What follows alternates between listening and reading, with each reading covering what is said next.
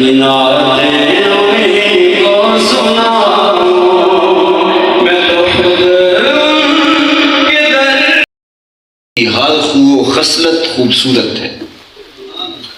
حضور کی مبارک سیرت ہمارے لیے کامل نمونہ بھی ہے، مکمل نمونہ بھی ہے، مبارک نمونہ بھی ہے، لیکن جو قرآن نے کہا وہ خوبصورت نمونہ ہے، اور خوبصورتی کی طرف رجحان ہوتا ہے، انسان خود بخود ادھر راغب ہو جاتا ہے۔ کہا ذرا نظر اٹھا کے میرے مصطفیٰ کی سیرت کو دیکھو تو صحیح، تمہارا جی چاہے گا کہ اس پیارے کی زندگی کے مطابق زندگی بسر کرو۔ جس بھی پہلو میں دیکھو آپ کو بے مثال دکھائی دیں گے، بچپن سے لڑکپن، لڑکپن سے جوانی، جوانی سے ایام کہولت، جس بھی دور میں دیکھو گے، پھر باپ ہونے کی حیثیت سے حضور علیہ السلام کا قائد کہتے میں نے فیصلہ کیا کہ لوگوں سے بات کرنی چاہیے تاکہ جب ہم کلام ہو جاؤں گا تو وہ پھر میری گفتگو کی نکاحت سے میرے مسئلے تک پہنچ جائیں گے۔ تو حضرت عمر رضی اللہ تعالیٰ عنہ آئے تو میں نے ان سے کوئی مسئلہ شرعی پوچھا، تو انہوں نے جلدی جلدی مجھے مسئلہ بتایا اور گزر گئے۔ پھر حضرت سیدنا صدیق اکبر رضی اللہ تعالیٰ عنہ آئے، ان سے میں نے قرآن مجید، کہتے ہیں کہ میں پریشان بیٹھا تھا کہ ایک جانب سے روشنی پھوٹی اور دل و قلب و نگاہ کے مرشد اولین تشریف لے آئے۔ حضور جلوہ فراز ہوئے تو میں نے حضور سے بھی کوئی مسئلہ ہی پوچھ لیا۔ تو جب میں نے حضور سے کوئی مسئلہ پوچھا تو حضور نے میری جانب غور سے دیکھا اور پھر مسکرا کے بولے، ابو ہریرہ بھوک لگی ہوئی ہے؟ کہا مسئلہ تھا یہ؟ میں نے کہا جی حضور مجھے بھوک لگی ہے۔ کہا میرے ساتھ آ جاؤ۔ پھر وہ واقعہ آپ نے سنا ہے کہ دروازے پر آ کے حجرائے انور پر کہا کہ کچھ کھانے کے لیے ہے، تو آواز آئی کہ دودھ کا ایک پیالہ ہے، تو کہا وہی پیش کر دیا جائے۔ حضرت ابو ہریرہ فرماتے ہیں جب دودھ کا پیالہ دیکھا تو جان میں جان آ گئی، لیکن حضور نے مجھے کہا ابو ہریرہ، میں نے کہا جی حضور۔ فرمایا جو صفہ کے چبوترے پہ بیٹھے ہیں ان کو بھی بلا لو۔ 70 لوگ تھے، میں گیا اور حکم کی تعمیل کے ان کو بلا لایا۔ اب دودھ کا ایک پیالہ اور 70 لوگ، تو حضور علیہ السلام نے میرے ہاتھ میں پیالہ دیا اور فرمایا ابو ہریرہ دائیں سے شروع ہو جائے۔ تو میں نے پہلے شخص کو دودھ پیش کیا اور دودھ پر میری گہری نظر تھی، وہ سیراب ہو کے پی گیا۔ میں نے دیکھا کہ ایک قطرہ بھی کم نہیں ہوا، حوصلہ ہو گیا، میں نے دوسرے کو دیا، اس نے بھی پیا اور سیراب ہو کے پیا، لیکن ایک قطرہ بھی کم نہیں ہوا۔ تیسرے کو، چوتھے کو، پانچویں کو، 70 آدمی دودھ پی گئے اور دودھ کا ایک پیالہ اسی طرح بھرے کا بھرا تھا۔ لگتا تھا اللہ نے اس پیالے کا تعلق حوض کوثر سے جوڑ دیا۔ جب 70 لوگ دودھ کا پیالہ نوش جان کر چکے تو حضور علیہ السلام نے فرمایا ابو ہریرہ کون باقی؟ میں نے کہا حضور ایک میں باقی، ایک آپ باقی۔ تو آقا کریم نے فرمایا آپ تم پیو۔ تو کہتے ہیں میں نے پیا اور سیراب ہو کر پیا۔ تو آقا کریم نے فرمایا اور پیو۔ میں نے اور پیا۔ پھر تیسری مرتبہ فرمایا ابو ہریرہ اور پیو۔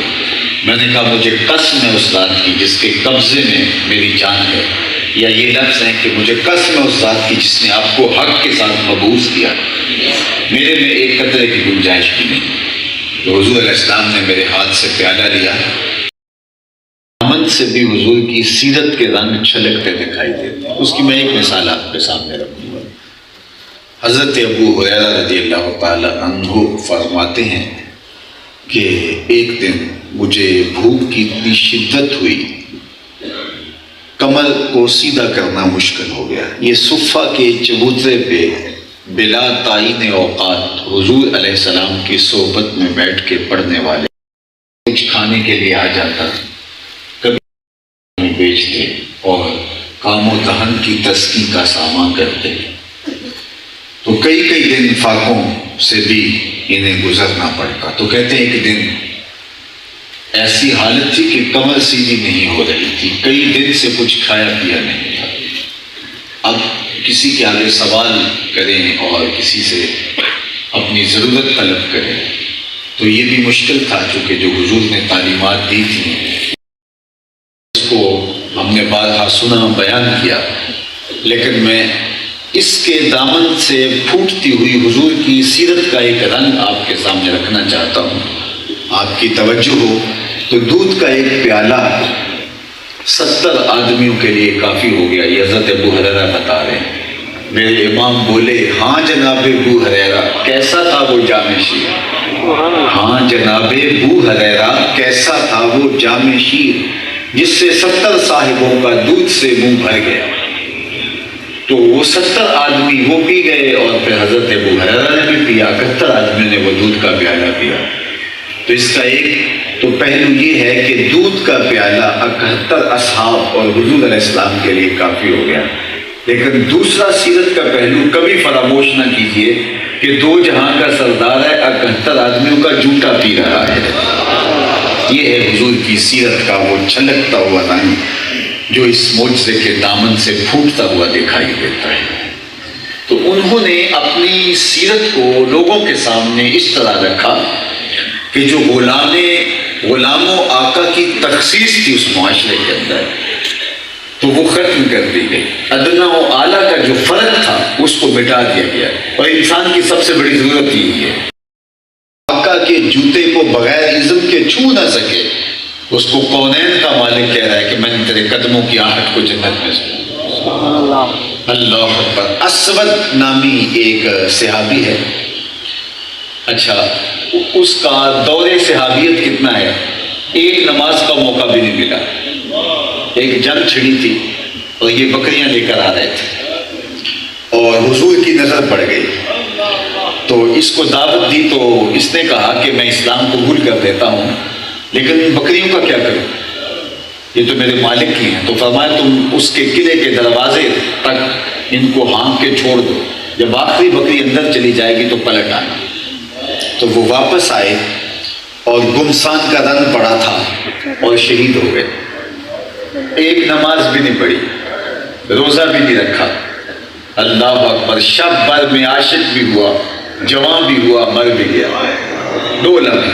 تو جب یہ حضور کی خدمت میں آئے تو نام اسود تھا بھی رنگ کالا، تو کہا کہ اگر میں اسلام لے آؤں تو مجھے کیا ملے گا؟ تو کیا فرمایا، جو ابو بکر عمر کو ملا ہے وہی تجھے ملے گا، جو عزت ان کو ملی ہے وہی تمہیں ملے گی۔ اللہ اکبر۔ تو یہ اسلام کا دیا ہوا نظام مساوات ہے۔ تو کہاں غلام و آقا کا فرق اور کہاں پستیوں سے اٹھا کے وجہ سوریا کو بلندی تک پہنچا۔ تو آقا کریم علیہ السلام نے پسے ہوئے معاشرے کو مجبور، مقہور اور لاچار طبقوں کو اٹھایا اور اوج سوریا کی بلندیوں تک پہنچا دیا۔ اور آقا کریم نے اپنا عمل بطور کردار سامنے رکھا۔ دیکھیے، تقریر خوبصورت ہو سکتی ہے، تقریر کے مندرجات بہت اچھے ہو سکتے ہیں، لیکن اسٹیج سے اتر کے میرے عمل سے پتہ چلے گا کہ جو میں نے کہا ہے کیا عمل اس کی مطابقت میں ہے، کہ یہ لوگوں کو متاثر کرنے کے لیے ساری گفتگو تھی۔ ہم تقریر کرتے ہیں، ہمارا عمل اس کی مطابقت میں اکثر اوقات نہیں ہوتا۔ حضور کی سیرت ہمیں بتاتی ہے کہ حضور نے اپنے عمل کو لوگوں کے سامنے پیش کیا۔ ابو جہل نے جو رب سے شکایت کی کہ اسے یہ بتایا گیا جس شخص کی عادت ہنسنے کی نہیں بھی ہوتی، تو فوٹوگرافر جب فوٹو کھینچنے لگتا ہے تو وہ کہتا ہے تھوڑا سا مسکرائیے، تو اس کو مسکرانا پڑتا ہے، اگرچہ وہ اس مزاج کا نہ بھی ہو، تو وہ مسکرانا اس کی حالت طبعی نہیں ہے، یہ اس کی جو ہے وہ ایک معروضی حالت ہے۔ تصویر کھنچوانے کے لیے کیمرہ مین کے کہنے پر وہ مجبوراً مسکراتا ہے، اور جو مجبوراً مسکرایا جاتا ہے اور جو حقیقی مسکراہٹ ہوتی ہے، لطیف مزاج رکھنے والے جانتے ہیں کہ اس مسکراہٹ میں حقیقی مسکراہٹ میں کیا ہوتا ہے۔ ایک آدمی حقیقتاً خوش مزاج نہیں ہے، لیکن اس کو جب دکان پہ اس کے بڑے نے بٹھایا تو کہا گاہک سے ہنس کے بات کرنی، تو وہ گاہک سے ہنس کے بات تو کرے گا، لیکن اس کا وہ مزاجی حقیقی نہیں ہوگا۔ تو سیرت کسی کے حقیقی مزاج کو کہتے ہیں، حقیقی مزاج ہی سیرت کہلاتا ہے۔ اللہ اکبر۔ اب آئیے، اب حقیقی مزاج کو کون سمجھتا ہے؟ حقیقی مزاج تو عمومی طور پہ گھر میں ہوتا ہے، پھر وہ بھی بیوی کے سامنے۔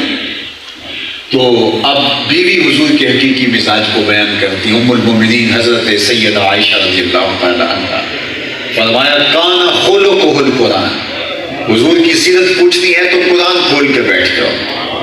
قرآن جن چیزوں کا حکم دیتا ہے حضور کا مزاج اس کی مطابقت میں، جن چیزوں سے منع کرتا ہے آپ کو اس راستے پہ حضور کو دیکھیں گے نہیں۔